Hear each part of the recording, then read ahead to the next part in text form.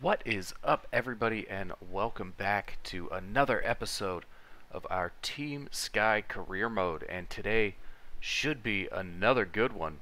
We've got the Amstel Gold Race, La Fleche Wallonne, Liege-Bastogne-Liege, and a few stages of the Tour de Romandie, which all of these races look up for grabs. I think we could win any one of them. Why not all of them? That's exactly what we're going to look to do here on today's episode. And up first, we've got the Amstel Gold Race, a 256.4 kilometer hill stage. And as you can see, we have brought a very punchy team to this one. Leo Hayter, Ben Healy, and Emil Herzog are going to lead the line as they are in the best shape. Max van der Meulen, maybe also somebody we can look to if the first three falter, but this is one we should definitely be looking to win. Has a nice little ramp there at the finish. Ben Healy in particular in great form after winning the Ronde van Vlaanderen, so I'm sure he's licking his lips looking at this stage profile today. And here with 36k left to go, the break still has 2 minutes. So we are on the front. Thibaut Nice, Romain Bardet, and Richard Carapaz all looking to make a move. But we are just going to settle into our 85 pace, slowly reel back in this front group as we do, or we should, have enough time as Jonas looks to make a move up the top of that hill right there, but it's not going to pay off for him. We have Van Wilder, Healy, Hayter, and Herzog all in good shape, so we are feeling pretty confident about our chances right now. And with 23k left, we have caused a split in the group with our high pace. We've pulled it back to 81 just so Healy, Hayter, and Herzog can get a little bit more back into their stamina bars. But we are 55 seconds ahead of that second group, and we have a ton of the favorites up here. If you look back, Chicone, Asgren, looks like a few of them might be in trouble too. So if we keep up this pace, as long as our guys can take it, I think we might be on to something here. And with 15k to go, Alaphilippe, Martinez, and Skelmoza have all made an attack. Jonas deciding now's his time to go too, so we're going to have to turn the pace up a little bit and get Ben Healy ready to take the lead for our train. Leo Hayter and Emil Herzog looking like they're going to be our best bets here today, as Ben Healy can take over from Ilan van Wilder, who did a great job. Healy probably should be following Leo Hayter right now, but I think that time is past. Quinn Simmons and Tadej Pogacar. No, we're actually going to go ahead and swap them. We do give about a second back to those two, but Ben Healy's going to be much better at leading out Emil Herzog as attacks still continue to go up the road. Leo Hayter, it is his time to turn it up as Girmay and Simmons decide they want to go. That could be pretty dangerous. Tade also still way up the road. They're about 25 seconds ahead right now. Leo Hayter is going to empty everything, and Ben Healy's going to take over for Emil Herzog. We are just behind, and with about 5k left, we're going to go ahead and pop the energy gels on both of our remaining guys. As Ben Healy, does he have enough to bring this front group back? It's 13 seconds right now. It looks like we're just coming back, but Emil Herzog going to be on his own in his first big race. Now that Ben Healy's done, Emil Herzog, we have caught the front group. We have about 1.4k left to go. With 1k left, we're going to go ahead and start our sprint. It might be a bit too early. We don't know. Biniam Girmay, Emil Herzog. Who's going to hit the line first? It's going to be Biniam Girmay, just by a hair length. Emil Herzog coming in second place. But if you look at the names around him, what a performance from our wonder kid, Emil Herzog. But man, I really thought he had that one. And after that result, I thought we'd take a little closer look at Emil Herzog, a rider that I am very excited for the future. As you can see, he's already 74 in the hills, 75 stamina, 76 in the flat. He's got a little bit of a sprint on him. and he is going to be a problem for other riders in one-day races in the future. And that is his first big result that's really going to put him on the map in this career mode. And up next we have La Fleche Wallonne. And before we go any further, no, nothing is wrong with your audio. Between recordings, I have gotten a new microphone. I think it sounds a lot better. So this is how the videos are going to sound from now on. But we do have La Fleche Wallonne getting back into it, a 199.7 kilometer hill stage that looks, again, another one for us. We've got Leo Hayter, Darren Rafferty, and Oscar Onley all in great form. Ilan van Wilder, Fred Wright also there. Fred Wright probably won't be there in fitness, but we're going to look to stick with the group. I mean, it's a tried and true method on these punchy stages. Stick with the group and then make an attack up that last hill and hope we come across the line in first. And with 43.5K left to go, we are in a bit of a situation here. AG Duar has 4 riders in the break that is still 2 minutes ahead of us, so we are having to pace pretty hard. Sam Watson is our satellite rider in that group, but he is definitely not going to be favored against the likes of Ben O'Connor and Benoit Kuznefroy, who are still 2.5 minutes up the road. We don't know if this is actually going to be able to be pulled back, but I mean, we're going to pace it down as hard as we can and try and get Oscar Onley and Leo Hayter into a position where they can cause some damage. And with 20K left to go, the breakaway group still has 58 seconds, but we are rapidly closing that down. Ilan van Wilder on the front right now for Oscar Onley and Leo Hayter, who Fred Wright has just got their water in the nick of time.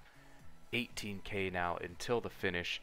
It looks like that front group is there to be pulled back as Jonas Vingegaard and Primož Roglic are doing the pacing. But still 55 seconds and some pretty strong riders in front. I don't know if we're going to be able to pull this back and still have enough for the finish. And with 10K to go, we have caught the front group and attacks are going up the road. Benoit Kuznefroy, who was in the breakaway, unsurprisingly makes a move as soon as they're caught. Sam Watson also trying his hardest to stick with him, but we are in that front group with Oscar Onley and Leo Hayter, and it looks like it's going to be just Leo Hayter here at the finish. We can bring back Sam Watson to protect him, but Leo Hayter in a great spot now. Benoit Kuznefroy only has 11 seconds. We should be able to pull that back. Maybe if anybody paces, it looks like it's going to be on us to bring it to the front. We're going to go up the Mer de Huy for the last time. With about 4K left, we're going to pop this energy gel and try and chase down Benoit Kuznefroy. But his gap has expanded to 21 seconds. That's a little insane. Oscar Onley decides he wants to go for it. But Benoit Kuznefroy in pole position here. Sam Watson doing the leading out. And Leo Hayter gonna set his effort to 92. Sam Watson doing all he can. Kuznefroy up to 30 seconds. And we don't have enough for a sprint just yet as Kuznefroy looks to be done. And Leo Hayter gonna start his sprint. Maybe he can sustain that and come around. No, Thibaut Nice is gonna come around and take La Fleche Wallonne in front of, looks like Benoit Kuznefroy, Primož Roglic. But Leo Hayter will come in 4th place. So again, not a terrible result, but we really wanted that win. But we are going to look to rebound from that quickly as it is time for Liege-Bastogne-Liege. A very elusive monument for me personally. I don't think I've ever won this on Pro Cycling Manager, but maybe today's the day. A 254.9 kilometer hill stage awaits us, and our team is in terrific shape. Santiago Buitrago, Leo Hayter, Ben Healy, Max Poole, Darren Rafferty, Ide Skelling, and Ilan van Wilder. Any one of them could be a threat to win this race. The only question is, who's going to be there come the end? And here with 57k left to go, we have started the Col du Rosier. It is a 4-kilometer climb at 6%. Darren Rafferty leading the boys through. Our energy not in the best spot, but that front group only 2.5 minutes ahead. I don't think we're going to have a problem catching up as attacks start to go up the road. It's going to be Michael Woods, Remco Evenepoel. So we're going to have to actually get up into the 90s if we want to hold on to that. We definitely don't want Remco to get away. And it looks like that is exactly what's happening right now. Mike Woods and Remco Evenepoel as we get blocked off by that Colombian EF rider, which is incredibly unfortunate. So now we're not only pulling back the front group, we have to try and pull back Remco Evenepoel with 50k left in Liege-Bastogne-Liege. And with 38k left to go, Vingegaard, Evenepoel, and Gaudu trying to make a move, but there is no way we're letting that happen. Darren Rafferty doing an incredible job of controlling the pace. We are only about a minute 45, minute 50 back from the front group, and with 2 big climbs left, we really got to start reeling them in a little bit faster. And with 16k left, we are coming up to the last big climb of the day, the Col de la Roche Ow something. Can't see the rest of it, but we are looking to make our move here. Max Poole, Leo Hayter, Ilan van Wilder are 3 riders that are still in a position to make something happen. As Leo Hayter closes the little gap there to Max Poole, and we're gonna crank our effort up to 92 and see if we can get Leo Hayter a decent launch pad here. And we're actually not going to attack on this little bit right here. Giulio Ciccone goes over just in front, as we're going to make sure we have everything set up for Leo Hayter to take over right here. The last little climb. Can we get over the top in front? Leo Hayter going to start his attack. Ilan van Wilder going to be right behind him. Can he stick it out? Looks like we've got Remco on our wheel. But Leo Hayter actually going to sit in and follow Ilan van Wilder now. We're just trying to stay away until the end. Right now on 85, Leo Hayter's stamina not coming back very quickly. Max Poole, he can actually do his own thing too. We don't want to burn him out. Looks like we're not going to have enough left for a sprint, but Ilan van Wilder, with his decent downhill stat, might be able to deliver Leo Hayter to the line. It looks like there's a slight gap from van Wilder to Evenepoel, and that red bar on van Wilder is climbing slightly. We're going to slow it down right through there.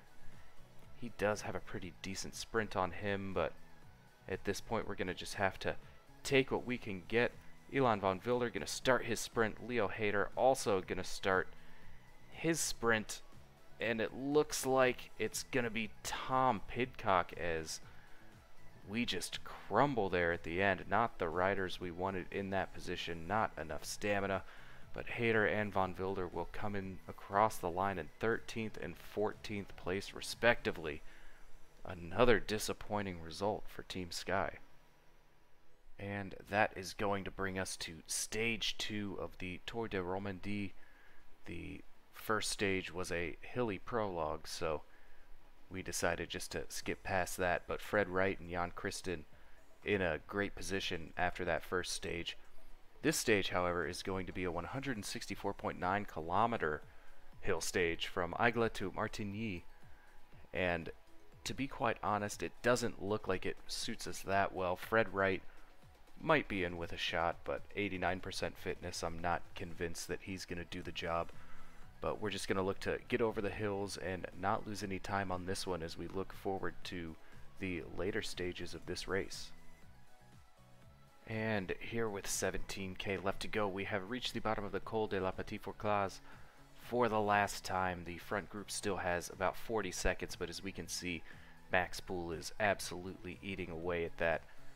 And it's Norsgaard and Reinders, the last 2 stalwarts, holding out.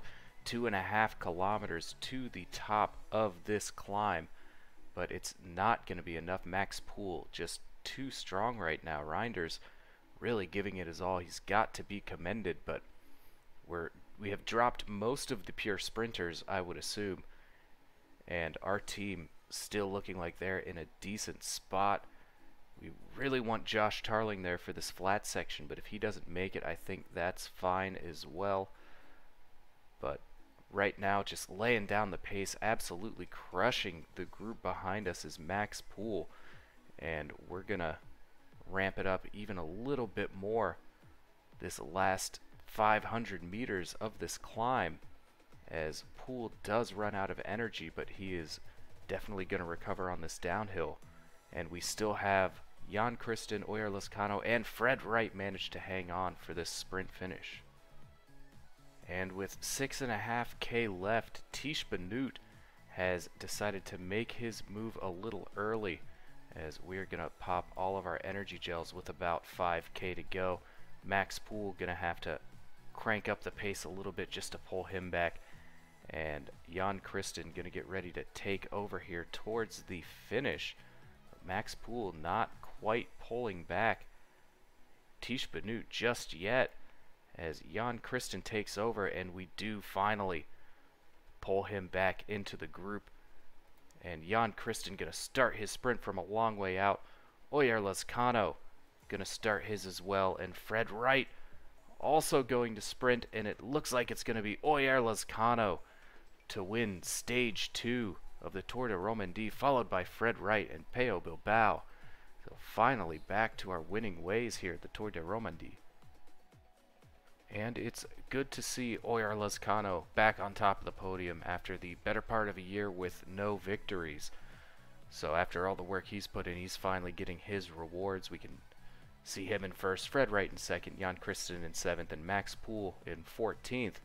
If we take a look at the general classification, that's going to put Peo Bilbao into first, Tao Gegenhardt in second, Fred Wright in third, Jan Christen in 6th, Oyer Lascano in 8th, Max Poole up to 13th. And it looks like we have some decent options here for GC, but with the mountains coming up, I think Jan Christen is going to be our #1 rider. Max Poole probably, he might be able to pass some of these riders, but Tao Gegenhardt up there, I think Jan Christen's going to be our only hope of catching him. But if we switch to the points category, Oyer Lascano in first, that's to be expected after the stage win. In the mountains, Max Poole is currently our best rider, sitting in 4th. The young riders, Fred Wright actually jumps into the lead ahead of Magnus Sheffield by 1 second, which maybe we can see if we can keep him in that jersey. And for the team classification, no surprise, Team Sky in first over Ineos by 1 minute 41 seconds, and we're definitely going to do everything we can to make sure we keep that. And that will lead us directly into stage 3, a medium mountain stage, 166.3 kilometers from La Neuville to Saint-Imier, and it looks a bit like the last stage where there is some elevation in between, but a very flat finish. Again, I don't really fancy our team's chances on stages like this, but I said that before the last stage too, and we saw how that turned out. So maybe if Lascano, Swift, or Wright can stick on to the end of our climbing group, maybe we'll have a shot at this stage too. And with 27.5K left, we have reached the bottom of the last big climb, the Mont Soleil, as it looks like nobody has been pacing super hard today. So Josh Tarling trying to get our guys. We're even getting blocked off by our own teammates. Great job, Josh. But we are just trying to stick with this group up this last climb and see if we can deliver Fred Wright to the line to try and get a sprint win. But still 2.5 kilometers to the top, and the pace is pretty hectic. Swift and Lascano not in the best spot, but we're not falling too far behind. We have decent stamina left on our riders. Sean Quinn up there is making me a little nervous, but we are pulling back that front group 35 seconds now, and it's all Josh Tarling, the British powerhouse, I think he's 20 years old in this now, so he is definitely reaching his prime, as Connor Swift is going to get ready to take over now. Tarling can do his own thing, and Jan Christen can also do his own thing. Connor Swift gonna try to not block Christen off, but now we're gonna just coast down. We have Josh Tarling with us, so we will be good on the flat, and see if we can make it over there in one piece as a team. And with 12K left, we have reached the last very small climb, and it looks like there are attacks being made, so we're gonna pace on 92 with the stage winner Oyer Lizcano and just try and get to the top in front. Tish Benut, of course, deciding to go Nairo Quintana on his wheel, and we're not gonna let them get away today. Oyer Lizcano doing a great job. Connor Swift, who's that blocking us off? That is Quintana. Bob Jungels decides to go, and I guess, yeah, he's 2 minutes back, so we're not going to be too worried about that for the time being. But now with 7K left, we have started to reach the flat section. We're going to tone it back a little bit. Connor Swift, please stop doing that. And we're going to pop the energy gel on everybody, and we're going to crank up the pressure with Oyer Lizcano. Going to get ready for Max Poole to take over immediately afterwards as well. Lizcano just about out of energy. There he goes with 2K left. I don't think it's time to start the sprint just yet, but now looks like it would be a good time. Jan Christen gonna sprint also, and Fred Wright gonna try and come around Sean Quinn, and he is gonna do just that. Fred Wright takes stage 3 just ahead of Jan Christen, and Sean Quinn coming across the line in 3rd place. Max Poole also doesn't look like he lost any time, so that was about as good as this stage could have gone for us.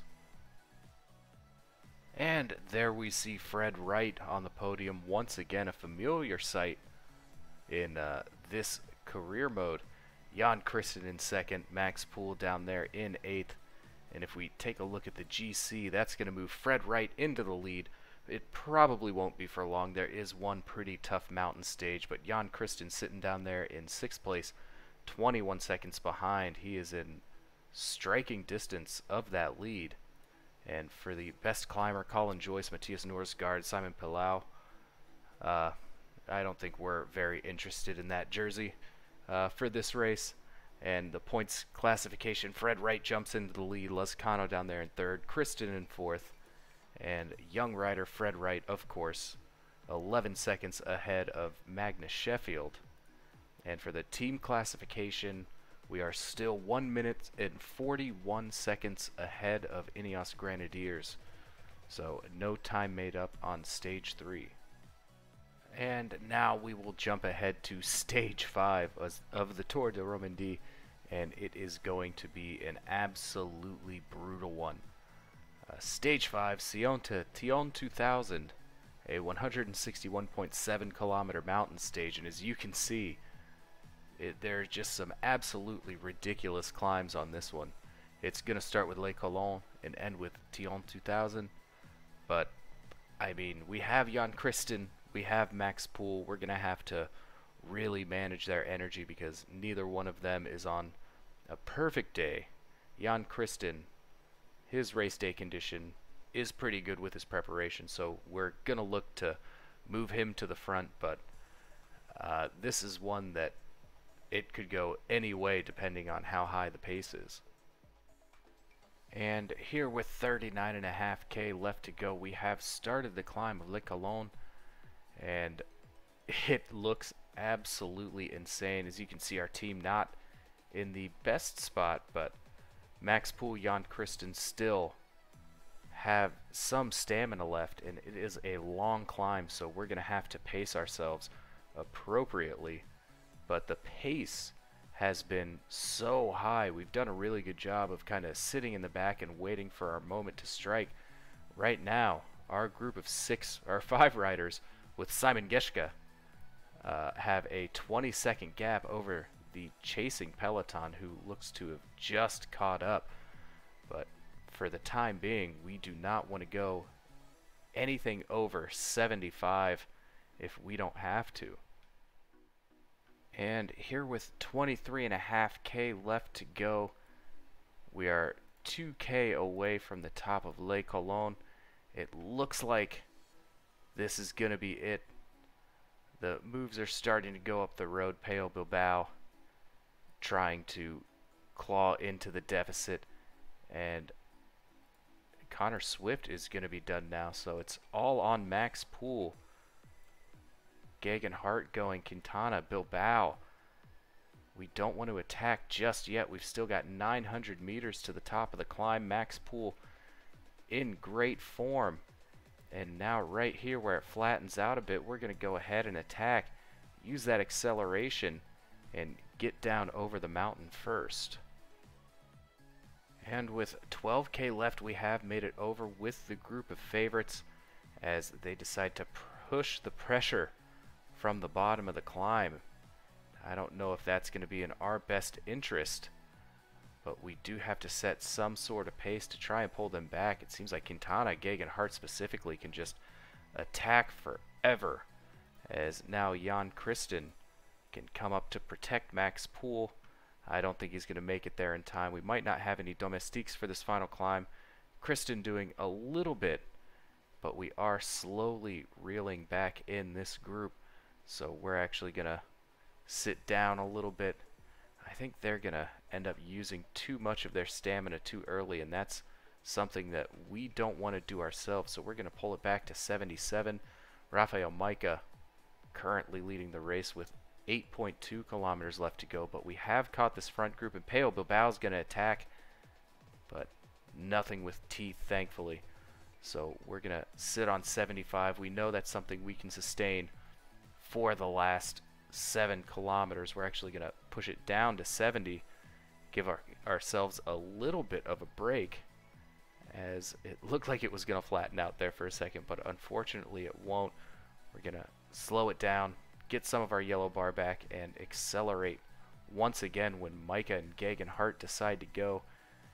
And it's looking like we might run out of stamina before the top of this mountain, so we're just going to have to sit it down on probably 65 and then hope for the best, because Micah, Quintana, Bilbao, seems like their legs are just too good for us today, especially for Jan Christen back here. We're going to let him do his own thing. We're not too concerned with what's going on up here because we're really going to have to nurse ourselves to the line. Don't think this is going to be a stage win, especially after how brutal the pace was. We're actually going to have to move it down to 55. Just cracking is not in our best interest, so we're actually going to move it down even more, and hopefully towards the top of this climb some of these guys crack and we can pass them in the final kilometer. But 45 feels very slow for Max Poole as we see our GC hopes just disappear up the road. We do get a little bit back on our yellow bar though, which is exactly what we were looking for, and with 3K left there is a 40-second gap to this group in front of us, so we're going to bump it up again to 55. We can see if we can make headway, which it doesn't look like we are. But 3K left to the top, and it is going to be a slow 3K. If we move it up to 65, we might be able to reel back in the second group and limit our losses. But the yellow jersey is almost certainly gone. Fred Wright 16 minutes back currently. With 2K left, we're going to pop our energy gel. It looks like they are starting to waver just a little bit. We do still have a little bit of our yellow bar left, so maybe we can come around. And it looks like we're going to be losing about 2.5 minutes to the leaders today, as Max Poole can move up to 70. They come across the line already. Rafael Micah, Nairo Quintana in first and second respectively. With 500 meters left, our yellow bar is just about out, as we do have enough for a little sprint, and we're going to come in about 2:20 behind the leaders. But Max Poole finishing in 5th. It's not ideal, but that'll do. And there we see Rafael Majka on the top step of the podium. And if we go over to the GC, Quintana takes the lead ahead of Pello Bilbao, Rafael Majka, and Max Poole moves up into 4th place, which pretty decent. I would take a top 5 at the Tour de Romandie, but there is only one stage left. Oh, Jan Christen down there still in 10th place. Good for him. That's going to be great for our young rider. But with one stage left, it is a hilly time trial. So I think 5th might be the best we can hope for here. Fred Wright still in the lead of the points classification. Always good to see. Max Poole in the lead of the young rider category. Kristen sitting there in 3rd as well. And we take the lead of the team classification by 17 minutes there. So even if we lose our GC jerseys, we still got the team classification to fall back on. And we are here after the final stage of the Tour de Romandie, the 15-kilometer hilly time trial. And you can see the final GC here. Nairo Quintana wins the Tour de Romandie, Max Poole ending up finishing in 5th place. And in the points category, Fred Wright unfortunately falls to Tao Geoghegan Hart. In the climbers jersey, Bob Jungels goes ahead and takes it. And for the young riders, Max Poole gets his white jersey, Jan Christen in 3rd, Josh Tarling in 9th.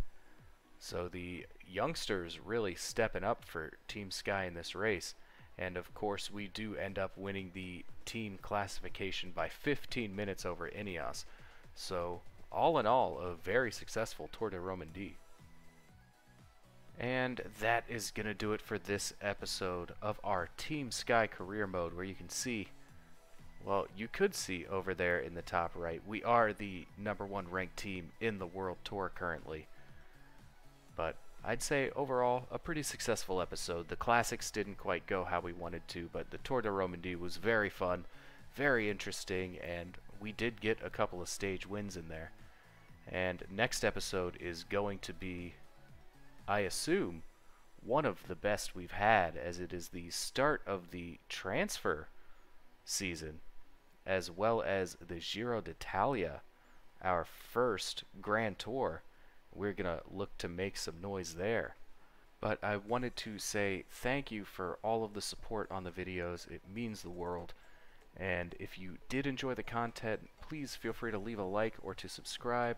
I put out one video of this series every weekend and one video of our Pro Cyclist mode every week, but it seems like that series might be coming to a natural end, so you'll have to stay tuned to see what is going to take its place.